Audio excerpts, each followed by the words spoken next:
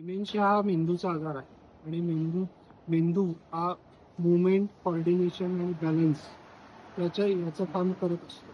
तर मेंदूची क्षमता कमी झाल्यामुळे मुवमेंट, कोऑर्डिनेशन आणि बॅलन्समध्ये प्रॉब्लेम येतो आणि त्याच्यामुळे मोबिलिटीचे इश्यूची सुरुवात होते.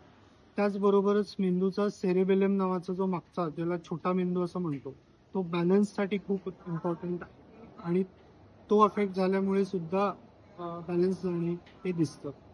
त्याच्यासोबतच मेंदूच्या आतल्या भागामध्ये मेंदूच्या मिडब्रेनमध्ये कोऑर्डिनेशनचं सेंटर असतं, जे अफेक्ट झाल्यामुळे पार्किन्सन डिसीजमध्ये जसं लक्षणे येतात की रिजिडिटी होणे, मसलला ताठरता येणे किंवा कोऑर्डिनेशन कमी होणे, ट्रेमर्स होणे, हे डिमेन्शियाच्या लेट स्टेजमध्ये दिसतं आणि मोबिलिटीचे इश्यूज येऊ शकतात.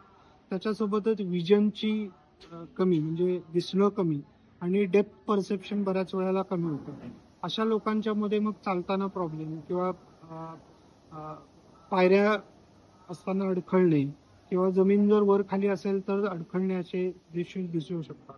त्याच्यासोबतच डिमेन्शियामध्ये जर डायबिटीजचा सारखा सिव्हिअर डायबिटीज असेल तर पेरिफेरल न्यूरोपॅथी होते, म्हणजे सेन्सेशन्स पायाचे स्पेशली कमी होतात आणि त्याच्यामुळे सुद्धा बॅलन्स जाणे असे प्रॉब्लेम दिसतात.